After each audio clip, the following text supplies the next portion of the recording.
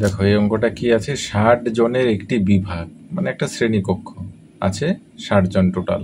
60 জনের একটি বিভাগের বালিকার সংখ্যা বালকদের সংখ্যার দ্বিগুণ। বালিকার সংখ্যা বালকদের সংখ্যার দ্বিগুণ, অর্থাৎ মেয়ে ছেলেদের থেকে দ্বিগুণ। ঠিক আছে। আচ্ছা, রামের স্থান উপরের দিক থেকে 17তম, অর্থাৎ 1 নম্বর থেকে গুনে গুনে আসলে রাম হচ্ছে 17 নম্বরে আছে। যদি রামের আগে 9 জন বালিকা থাকে, এবার বলছে যে রামের আগে 9 জন বালিকা আছে, তবে রামের পরে কয়জন বালক আছে, এটা বের করতে হবে যে রামের পরে কয়জন বালক আছে। তো এবার দেখো প্রথমে এই যে এতটুকু যে কথা আছে, আমরা টোটাল বালকের সংখ্যা আর বালিকার সংখ্যা বের করে নিই। টোটাল ছাত্র কত? টোটাল ছাত্র 60 জন। বালক কত হবে? দেখো এইখানে স্পষ্ট বোঝা যাচ্ছে বালিকার সংখ্যা বালকদের সংখ্যার দ্বিগুণ। এই কথাটা দিয়ে বোঝা যায়, দেখো বালিকার সংখ্যা বালকদের সংখ্যার দ্বিগুণ, মানে বালক যদি একজন হয় বালিকার সংখ্যা হবে 2 জন। ঠিক আছে, 1:2। অর্থাৎ এখান থেকে বোঝা যায় বালক যদি 20 জন হয়, বালিকা হবে 40 জন। তাহলে দেখো 20 আর 40 যোগ করলে 60 হয়ে যাচ্ছে, তাই তো? তো এখানে বালক হবে 20 জন আর বালিকা হবে, অর্থাৎ মেয়েরা হবে দ্বিগুণ, বালিকা হবে 40 জন। এটা আর এটা যোগ করলে নিশ্চয়ই 60 হচ্ছে, তাই তো? তাহলে আমরা বালকের সংখ্যা পেয়ে গেলাম, বালিকার সংখ্যা আমরা পেয়ে গেলাম। এবার এটাকে তোমরা যদি x ধরে করো তবুও হবে, যে বালকের সংখ্যা x, তাহলে বালিকার সংখ্যা 2x, তাহলে x আর 2x যোগ করলে 60 জন। আচ্ছা বলেই দিই, ধরি যদি তোমরা এইভাবে না পারো, ধরি বালক x জন, যদি না পারো এর জন্য বললাম, ধরি বালক 1 জন, তাহলে বালিকা কত হবে? বালিকা কত হবে? দ্বিগুণ বলছে, 2x জন। তাহলে দেখো শ্রেণীকক্ষে বালক আর বালিকা মিলেই তো 60 জন, তাই না? তাহলে x প্লাস 2x সমান সমান 60, তাহলে 3x সমান সমান 60, x সমান সমান 3 বিশে 60, অর্থাৎ 20।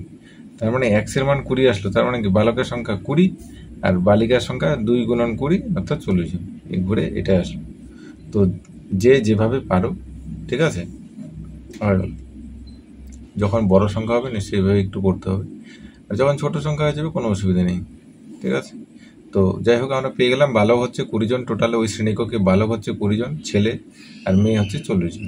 এবার দেখো, এবার এখান থেকে ঘটনাটা দেখো, আমাদেরকে বের করতে হবে যে রামের পরে কতজন ছেলে আছে, বালক আছে। তো দেখো 17 নম্বর, রামের স্থান উপরের দিক থেকে 17 নম্বর।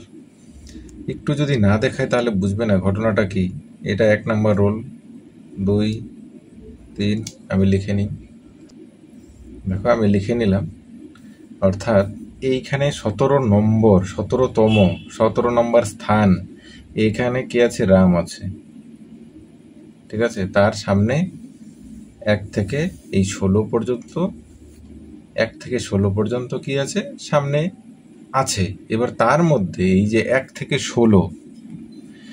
17 নম্বর তো রাম আছে, তাহলে 17 নম্বরে আগে কি 16 পর্যন্ত, এই 16 পর্যন্তর মধ্যে আছে 9 জন বালিকা, বলাই আছে। দেখো 17তম, যদি রামের আগে 9 জন বালিকা থাকে, তাহলে রাম তো এখানে আছে, রামের আগে 9 জন বালিকা আছে, ধরে নাও এখানেই 9 জন আছে, 9 জন গুনে নাও, এখান থেকে 9 এতটুকু পর্যন্ত, এখান থেকে এতটুকু বালিকা আছে।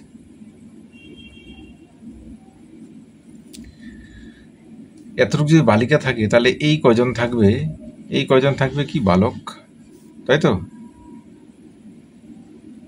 বলে দিয়েছে রামের আগে 9 জন বালিকা আছে, তো রামের আগে এই 9 জনকে আমি বালিকা ধরে নিলাম।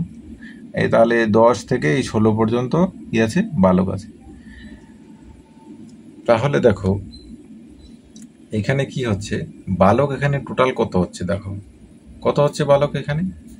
1 2 3 4 5 6 7 8। রামকে নিয়ে কতজন হলো?